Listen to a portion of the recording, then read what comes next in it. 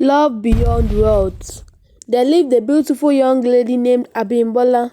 Despite that Abimbola was 27 years, her parents still controlled her. Her parents never allowed her to decide on her own, and Abimbola was unhappy about it. Her father was a very wealthy man who owned a very big and popular company in the city. And since Abimbola was already old enough to handle her father's company, she became the CEO of the company. In that company where Abimbola was working, there was also a man who works as a cleaner in Abimbola's office. She didn't know what came over her and she started thinking about the guy. Mom, what is happening? I think I'm beginning to fall in love with this guy. She would see the guy down in her office and they would gist and laugh together. They began to fall in love with each other. Sometimes they would go to the beach together without Abibola's parents' consent. She elevated the status in the company and he became one of the staffs since he was having a good certificate. Abimbola told her mom about what was going on between she and that guy, but when her dad heard about this, it became something else. Her father went to the company the next day. You this man, Ayodele or whatever they are calling your name.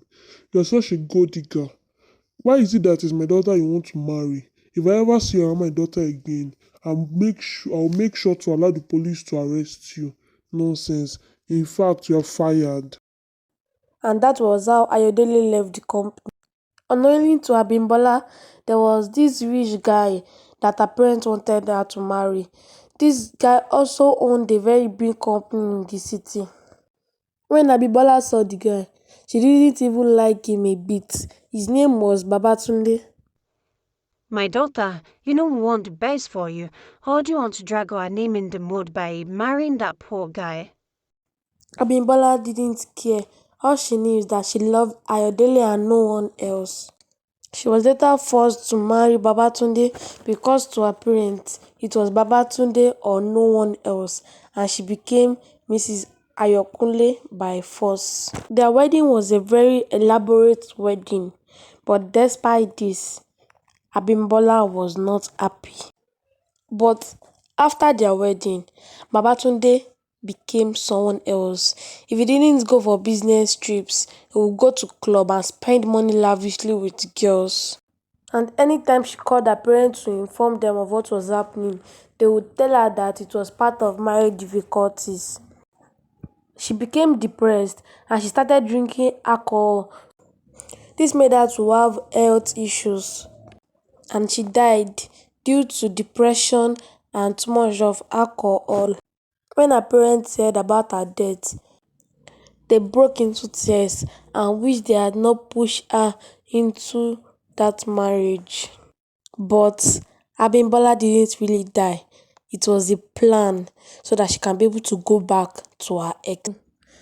Abimbola had already planned with the mortuary attendant that they were going to put doll in the coffin and place her picture on it so that people would think that she was dead, so that she would be able to go back to her ex. She had already planned everything with Ayodele. She gave Ayodele a house and a car in another city. So she drove to the city where Ayodele was living. Nobody knew about the plan except the both of them. They started living their life as a young couple. Their reunion was a very peaceful one. In fact, they loved each other more than before. Ayodele would always help Abimbola when she was cooking. They almost did everything in the house together. Few years after their reconciliation, Abimbola became pregnant and she gave birth to a bouncing baby boy. One day, Abimbola went to the market, but she saw somebody that she never expected to see. Abimbola saw her mother in the supermarket also purchasing things. Her mother was very shocked, thinking that she had seen a ghost. Abimbola was also surprised to see her mother. Abimbola took her mother to her house and she explained everything to her, that the reason why she left was because she didn't love Babatunde again and she wanted to be with Ayodele by all means. When she asked her mom about her father, She told her that her father had died due to heart attack when he heard about Abimbola's death. Abimbola was unhappy when she heard about her father's death.